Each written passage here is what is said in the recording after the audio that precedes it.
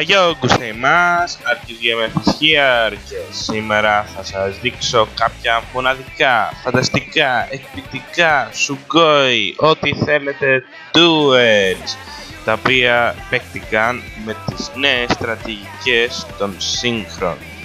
Είναι στρατηγικές οι οποίες είναι προσμένες με το νέο deck Synchron Extreme που κυκλοφορούσε πριν κάποιους μήνες στην αγορά και στην ελληνική και στην παγκόσμια και παντού τέλος πάντων. Όμως επειδή είναι σύγχρον deck και επομένως είναι από την εποχή του 5D και όλα αυτά, αυτή μόνο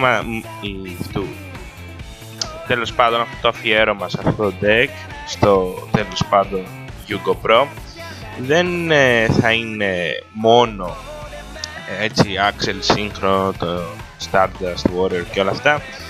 Ουσιαστικά θα είναι Turbo Duel, δηλαδή μας δίνει αυτή τη δυνατότητα το Yugo Pro να παίζουμε Turbo Duels και το εφάρμοσα έτσι στο Turbo Duels και θα σας δείξω κάποια από τα καλύτερα duels που έκανα έτσι γενικότερα στο διάστημα αυτό από τότε που κυκλοφόρησαν οι στρατηγικές μέχρι σήμερα. Πολλοί όταν παίζουν το Turbo Duel ξεχνάνε το ότι δεν μπορείς να ενεργοποιήσεις μια οποιαδήποτε spell κάρτα, αλλά πρέπει να είναι speed spell. Επομένως έχω ένα advantage αυτό. Επομένως να το ξέρετε guys, οπότε αν ποτέ βρεθείτε σε κάτι τέτοιο μην ενεργοποιείτε οποιαδήποτε spell. Τι μαλακίες λέω. Τέλος πάντων, τσεκάρετε τις μονομαχίες. Game on.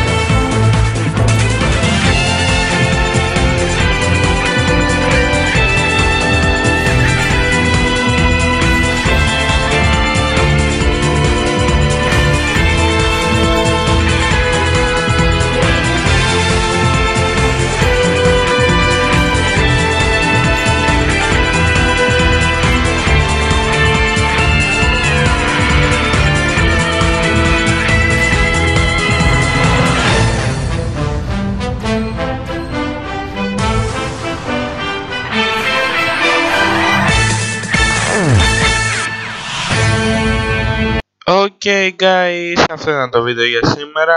Εύχομαι να σας άρεσε. Είχε κάποιες αρκετά καλές μονομαχίες και τα deck δεν ήταν έτσι εύκολα να νικηθούν.